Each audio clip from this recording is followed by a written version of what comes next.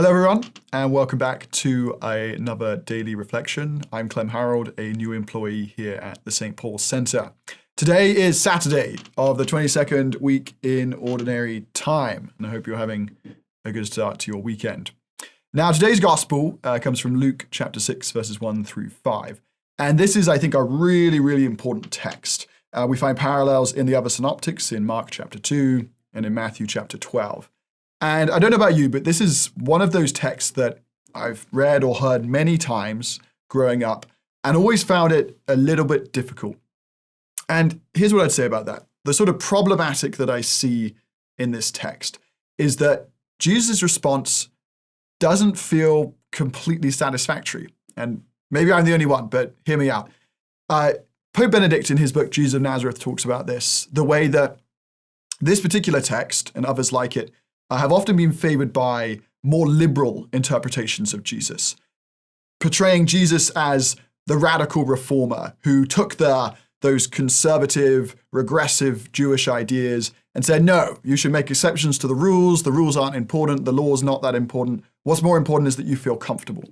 And for anyone who has a more traditionalist or conservative bent, this can actually make you feel quite uncomfortable, make me feel uncomfortable, the way that Jesus seems to be not doing quite what we'd like him to do. It seems like we'd rather Jesus say, well, the law is important and I do respect your authority as interpreters of the law. I think it's important that we respect the traditions, but I'm making an exception in this case. That's kind of what I would want Jesus to say. But no, Jesus is much more radical than that. And so what do we make of this? Like I say, I've always found this text difficult. Here's what I would say. First, begin with some context. So this text is obviously building on the idea of the Sabbath. That's when this event takes place. That's what causes all the fuss. So what is the Sabbath? Let's ask ourselves that. Well, I think it's really important for us to understand that the Sabbath is primarily a positive rather than a negative precept. And it appears, of course, in the Mosaic Law. And actually, if we really understand what the Sabbath is about, it's an incredibly progressive idea. It's the idea that everyone, not just men, but also women, also servants, even animals, should rest on this day. There's that saying that one's recreation should be a recreation. And that's very much the idea of the Sabbath, is that it's a time where, whether you want to work or not, you're not allowed. You have to take time away to honor the Lord and to rest. And in this sense, the Sabbath is actually an act of man's imitating God. It's being like God who rested on the seventh day. So it's showing our human nature, our higher calling as human beings to imitate God, in whose image and likeness we were made. And again, that's a really important point, that it's primarily a positive rather than negative. It's not a just don't do that, don't do this. It's a you need to positively rest and put time aside. Okay, so what's the Pharisees' problem? Well, the Pharisees' problem, we should remember, isn't with what the disciples were doing, but rather with when they were doing it. So the fact that the disciples were picking grain in Deuteronomy chapter 23, that's actually permitted. If you are in need, if you're hungry, you can actually take some grain from your neighbor's field. So it's not the what the disciples were doing that's the problem. It's the when. It's the fact that they did it on the Sabbath. And here you're sort of thinking, look, guys, could you not have just waited a day? Jesus, couldn't you have just told them why couldn't they just wait till they get back home and get some food? Were they really that hungry? Did it really have to be on this day? And the problem, of course, that the Pharisees are pointing to is Exodus 34, chapter 34, verse 21, where we're told 6 days you shall work, but on the seventh day you shall rest. In plowing time and in harvest you shall rest. And so that's the text that the Pharisees are drawing on. You're not supposed to be harvesting on this special day. And they take issue with Jesus. Specifically, he's the one they go to, of course, because he's the leader of the disciples. And they hold him responsible for the disciples' actions. Okay, that's the context for this scene. And I think that's going to help us understand how we want to interpret it. Now then, I want to explore 3 different lines of resolution to this particular problem. And so the first line is the example of David, which is what Jesus points to in his opening response. And so Jesus, of course, is drawing on the text of 1 Samuel chapter 21, verses 1 through 6, where David's men were hungry, and Ahimelech, the high priest at the time, actually gave David some of the bread of the presence for his men to eat. And so Jesus draws on this story of David. And basically his argument is, if David could do it, so can we. Okay, that's the argument. The problem is the argument doesn't seem all that good. I don't know if you're convinced, but I think an obvious problem is that the text from 1 Samuel never actually says that David took the bread on the Sabbath day. Now, it could be that the Jews in Jesus' day knew that it just happened on the Sabbath. Maybe there was a tradition that had developed around that. But there's not a lot of evidence of that in the text. I think if Jesus had known that what David did occurred on the Sabbath, then he probably would have made more of an effort to accentuate that point. He would have said, well, we know that on the Sabbath, David was able to take the bread, and so even though we're on the Sabbath, we can still do this. Even if that is the case, it's not the point that Jesus is emphasizing. And so I think we want to go a little deeper in trying to understand what's going on here. And here I would propose that we delve more into what the bread of the presence actually was. And again, if you're like me, maybe not as well read biblically as you'd like to be, this might be something that you had to kind of refresh on. What is the bread of the presence? It's something we've heard about. And the bread of the presence, also known as the bread of the faces or the showbread, maybe you've heard that term. It was 12 bread loaves made in a particular way, covered with incense. And in the Mosaic Law, the Israelites were commanded to put them in the presence of the Lord, that's where the name comes from, in the temple every week.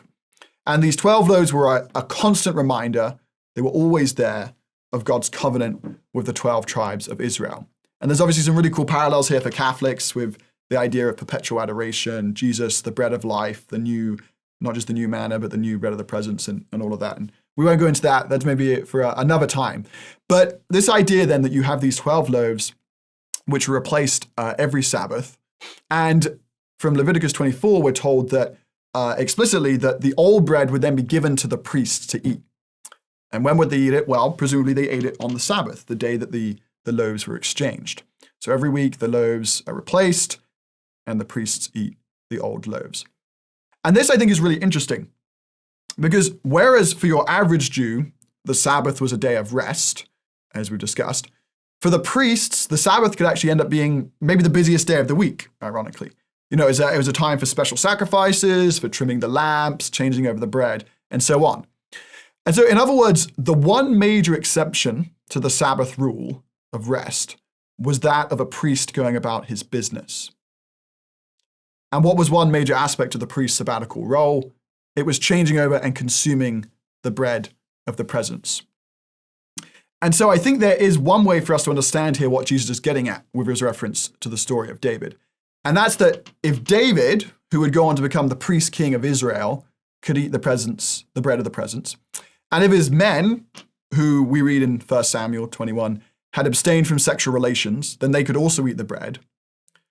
And if the priests of Jesus' own day could eat the bread of the presence, as they would have done, then how much more so could Jesus, the high priest, and his disciples, the priests of the new covenant, eat the grain of the field in order to sustain them as they went about their priestly work? And I hope this is making sense. This idea that the priests were the ones who could eat the bread of the presence. David, on his way to becoming the great priest of the Old Testament, the great priest king, could eat it.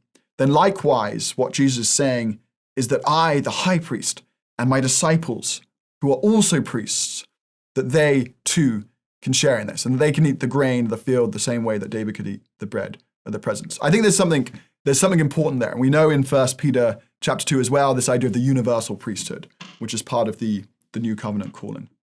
St. Ambrose, in his discussion of this passage, he makes a similar point. He says, the field, what does that represent? It represents the whole world. And the ears of the field, those are the fruits of the church that the apostles have scattered by their works. And they're the fruits on which they fed, sustaining themselves in their progress. And so Ambrose has this great line where he says, the disciples hungered for the salvation of mankind, and by the splendid miracles of their works, they plucked as if from the husks of their bodies, fruits of their minds to the light of faith. And I think that's a really cool image, that the disciples hungered for the salvation of souls, and the field symbolizes the world. Now, incidentally, I know I'm maybe going on a bit here, but just one other point. If you're trying to follow along in your Bible, I'd really suggest compare the Markan account with the Lucan account. So we've been reading today from Luke chapter 6, but try reading from Mark chapter 2, because there Jesus actually draws the connection with what David did having happened in the time of Abiathar. Who was Abiathar? Abiathar was Ahimelech's father, And so even though Ahimelech was the high priest at the time of David, it was in the era of Abiathar, who was a notorious, infamous priest. And he's also not just that, he was a priest who was exiled from Jerusalem for opposing Solomon, but he was the last of his line. And so I think when you read Mark chapter 2, what Mark is trying to tell us is that Jesus was actually pointing to the way in which the Pharisees and the priests of their day are also coming to an end. And that's the connection with Abiathar. So just some Bible trivia there for you. So that's the first approach, the importance of the priesthood. And I want us to hang on to that thought. But here's the second line of approach. And it's one that builds on the first, and I think helps us go much, much deeper into the truth of what's going on here. And this second approach has to do with Jesus' assertion in verse 5 that he is the Lord of the Sabbath. And this is a groundbreaking assertion. You may be aware that there's a lot of criticism among historical critical scholars about the synoptics. Why don't Matthew, Mark, and Luke, why don't they state more clearly the fact that Jesus was divine? Why is it that we have to wait till John's gospel, a couple of decades later before it's really obvious that Jesus is God, that Jesus is a member of the Holy Trinity? That would seem to be the most important thing for the gospels to say, is Jesus is God. And yet Matthew, Mark, and Luke, they don't say it all that much. But this line is one of those really key lines in the synoptics which prove indisputably the divinity of Jesus. And so we don't just need to rely on John's gospel. It's right there in the synoptics. It's there in Luke chapter 6. I am the Lord of the Sabbath. Who is the Lord of the Sabbath? It's God. And so Jesus in this verse is identifying himself with God. And you don't have to take my word for it.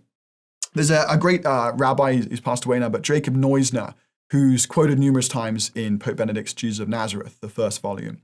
And Neusner was a practicing Jew, and commenting on this passage from Luke, he makes the point that, he makes a point which many historical critical scholars miss. And he says that Jesus and his disciples may do on the Sabbath what they do precisely because they stand in the place of the priests in the temple. He says the holy place has shifted, now being formed by the circle made up of the master and his disciples. Now make sure you didn't miss that. Neusner, a practicing Jew, was making the point that what we're seeing in this passage is Jesus identifying himself as God, as the new temple, and the disciples as the members of that inner circle, as the priests of the new temple. That's what's going on here, and that's the connection between my first point about the priesthood and the second point about Jesus, the Lord of the Sabbath. Pope Benedict goes even further. He says that Jesus is the new Torah. That's the message of the Synoptic Gospels, that Jesus is the new law. He's the new covenant, the new Torah. And though that connection then, that's what the Synoptics are telling us, and then in John's Gospel, in the prologue, that Jesus identifies as the Word, that the Synoptics and John's Gospel are actually saying one and the same thing. Jesus is the Word. He is the new Torah.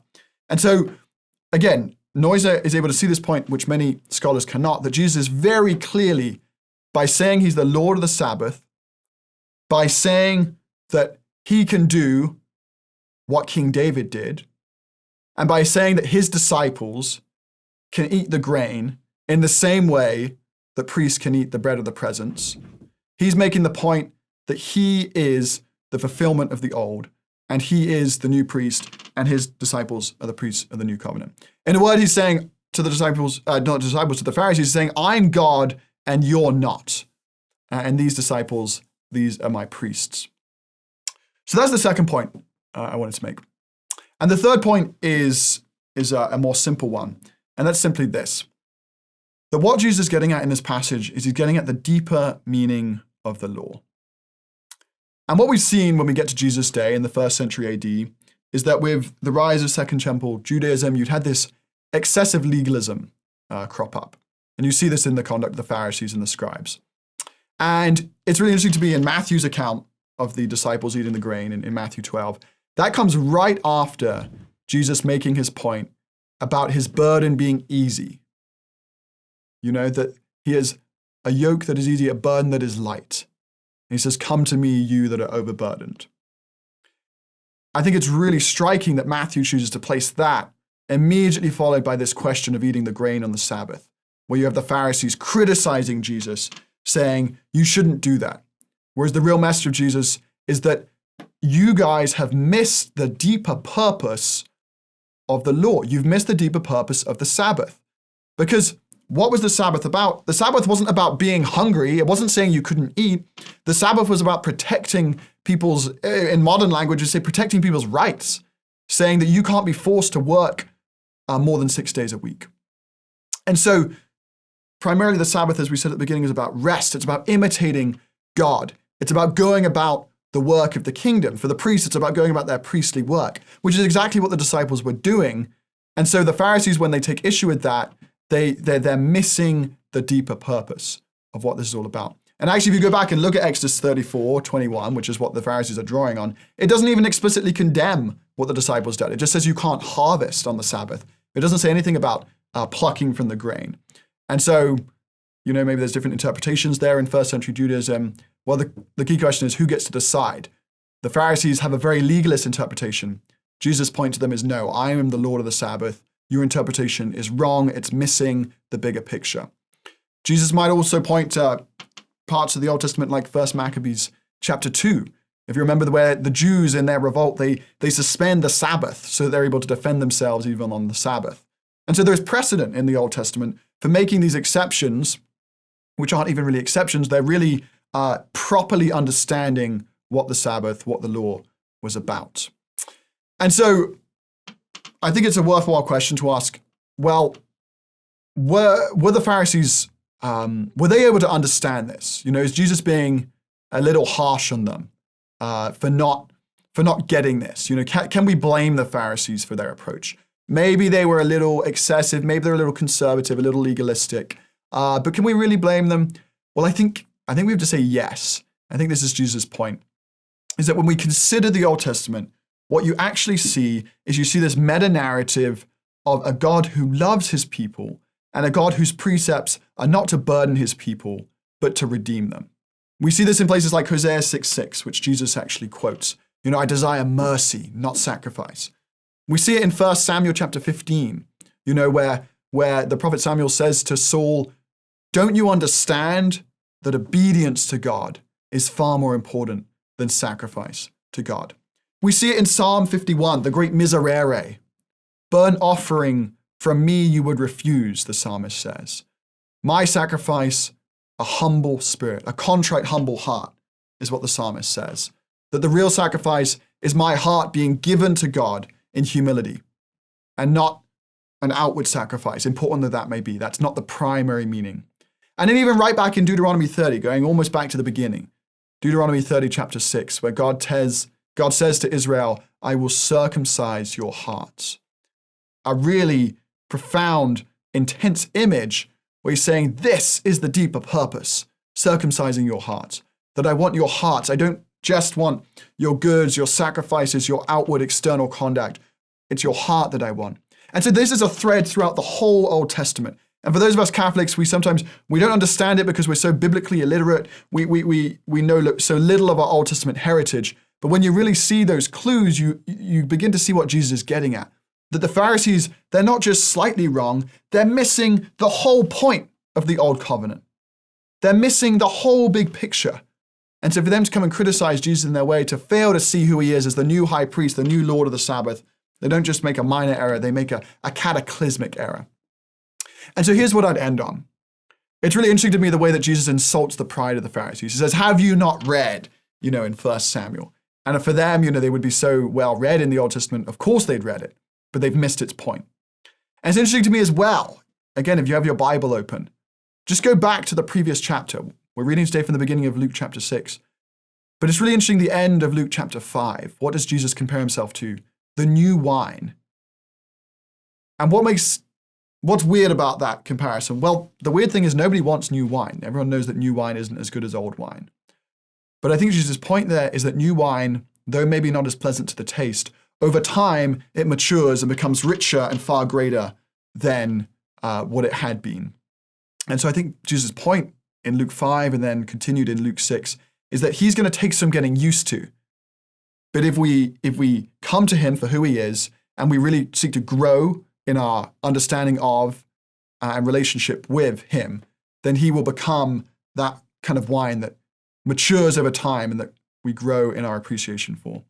I'm reminded here of Pope Benedict when he says that Jesus comes to us as one who shatters all categories. That we try to put these categories on Jesus, and he does away with them. He really surpasses and transcends them. And so here's what I'd say in closing is, today I really want us to try and rediscover the wonder of who Jesus is. And I say this to myself as much as to you. Let's today rediscover and remind ourselves that Jesus is the Son of Man. He is the perfect man. He is the Lord of the Sabbath. And more importantly, he is the Lord of your life, and he is the Lord of my life. This has been Clement Harold with the St. Paul Center. Thank you very much for listening.